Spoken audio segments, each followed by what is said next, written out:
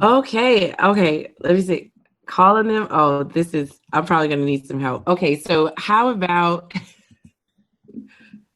someone just kindly I'm trying to read through the questions. I'm taking too long reading. Marlene, you could help. Just Yeah, help. Just sure, pick one. Just pick sure. one. So Lizzie asks, how do you see this project expanding in the future?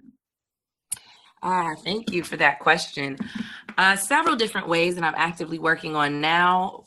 One specific way is um, creating a guide called Find Your Fold, where I will be instructing or helping people in other cities that are dealing with segregation, because as we know, it's not just an issue in Chicago.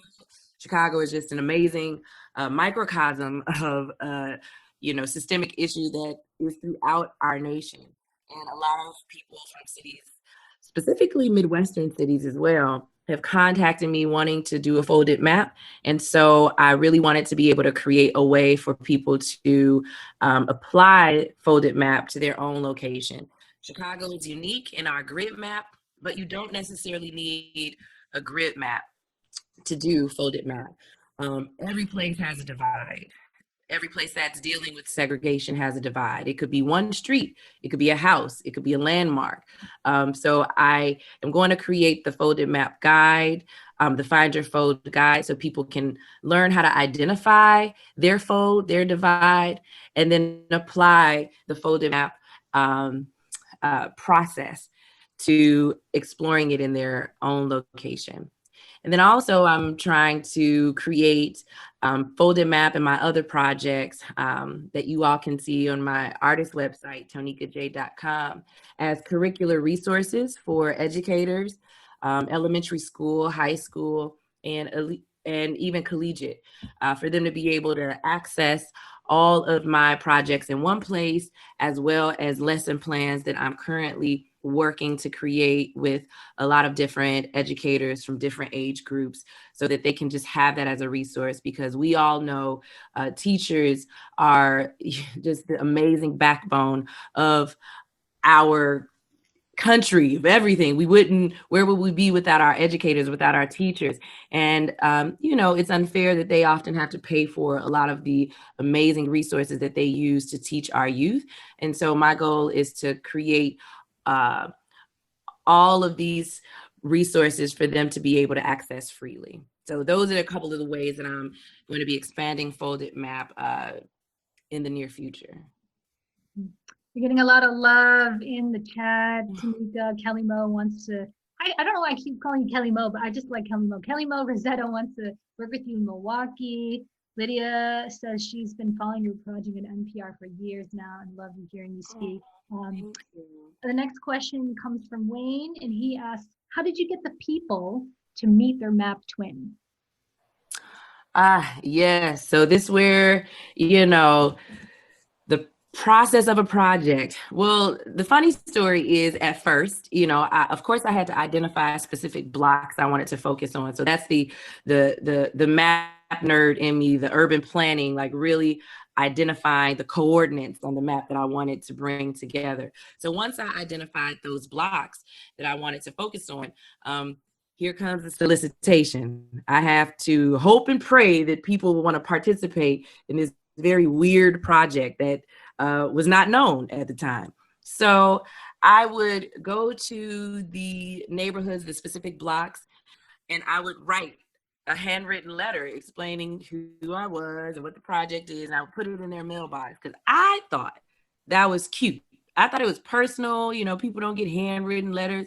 Then I didn't get any responses, and I realized it's creepy, like I didn't have a stamp. I didn't even put it in an envelope. I just literally did a handwritten letter. So I was like, I'm probably not getting any responses because this is really creepy. So what I decided to do was formalize it, print it on, have my letter printed on some folded map letterhead, put some examples of my previous projects in the packages, and then I had help. I had some students from Loyola University help me distribute them to all of the blocks that I was considering. And then I just waited a week and a half, hoping and praying people would respond. And sure enough, a lot of people started calling. And after I got the first 10, 12 people, I didn't even pay attention to the rest of the of the voice messages and texts after that. I just focused on the people who responded first. So everyone who participated in Folded Map self-selected. These are all people who knew that this issue deeply impacts our city and deeply impacts, the development of our city. It's so many things that our city could be even more amazing at, not only with tourism and supporting creativity and creating spaces for um, integration to occur through equally investing in all neighborhoods, making all neighborhoods destination places. That would make this city even more of a worldwide city than we claim to be. And so, yes, that is how I got everyone who participated in Fold and Map to meet each other, because they self-selected themselves. Great. So Alice Henson, she says, thanks, Tonika, for your amazing project. You've offered many ways to participate, but I'm curious, if you live on an east-west street, can you still participate in folded maps? Yes. So, due to the pandemic, I was not able to edit and upload my latest map twin, which represents the western side of the city. The map twins are from Logan Square and Garfield Park. And if you study Chicago's map just a little bit, a lot of people think that, oh, my map twin would be the east side if I was on the west side. Well, no. The western side of the city experiences segregation very similarly to the north and south.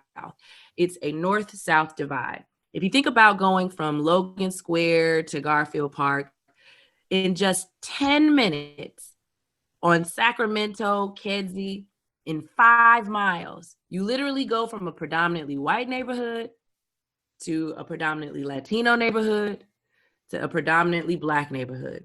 So the segregation on the western side of the city is still north-south.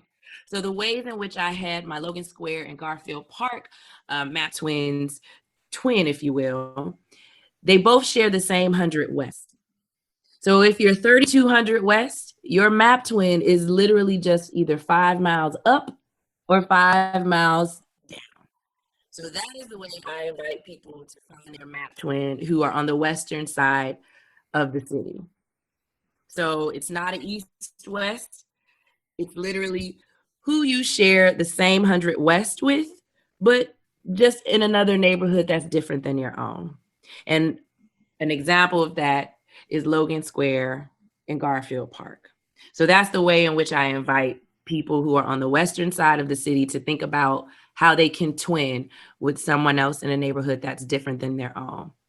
Find out the street that is whatever 100 West and just go down there. Mm-hmm. So we have a really good question from Carly Martin. Did you want to ask your question directly? Happy to. Hi, Tonika. I actually was just curious, have you met your map twin? Well, because I am in Inglewood, everyone who's participated in Folded Map is technically my map twin. But I have not met my specific map twin. The numeric value of Green Street, I haven't even figured out, which street that is on the north side. And then I haven't sought out my specific map twin, which would be 6900 North on the equivalent to the street that I live on, which is Green, which is, like 800 West. So I have not done that. Maybe they might want to find me. I don't know.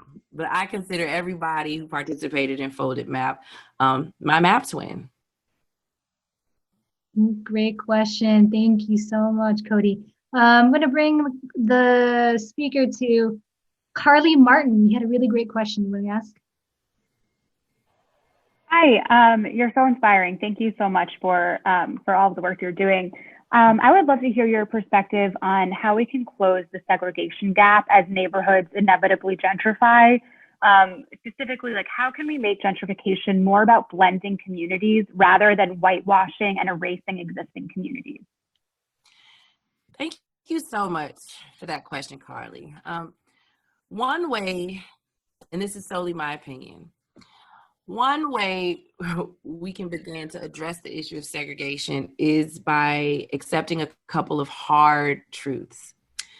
When people say gentrification, let's be very honest, it usually is referring to young white professionals moving into a neighborhood predominantly of color. Then once people refer to that as gentrification, then the gentrifiers become the target. I personally don't believe that is the way for us to discuss gentrification. I understand the cultural clashes that occur as a result of young white professionals being the gentrifiers.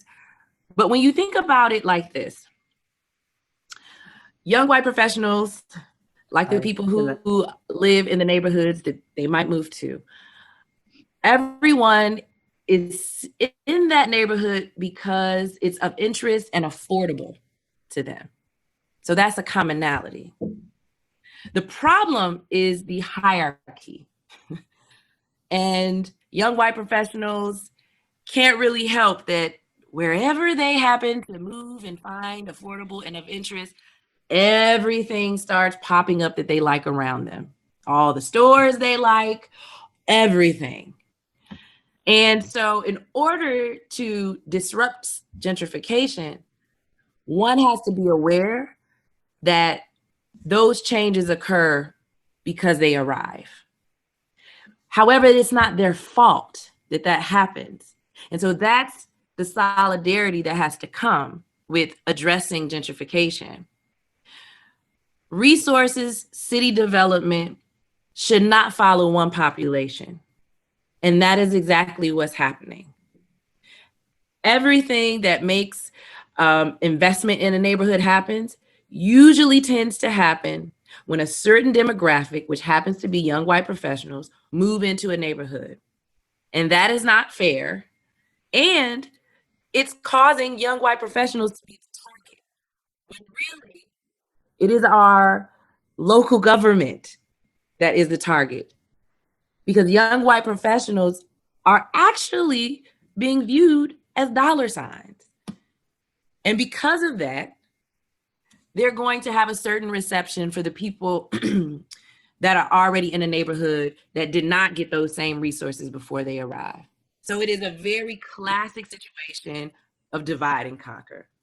So if everyone is going in a circle talking about gentrifiers and, okay, that's fine if we want to address, certain cultural hierarchies and how that plays out. But if we really want to make change, the people who most influence how a neighborhood gets resources, which in this particular case of gentrification is young white professionals, they have to just accept and be aware that resources follow them, that they are the demographic that is a preferred market.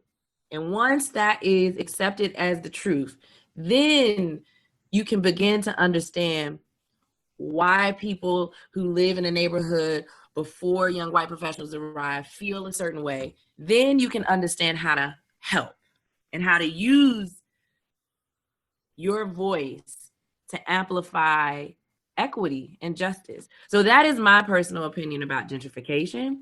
It is really redirecting blame to our local government because it should not be allowing resources to follow one specific demographic. Those neighborhoods needed investment prior to whoever comes in. Yes, thank you so much, Tonika. Thank you so much for all of your questions. Can we give a really, can we give like a huge round of applause to Tonika for such an amazing talk today? Let's go up on mute real quick, everybody. Yeah. Thank you.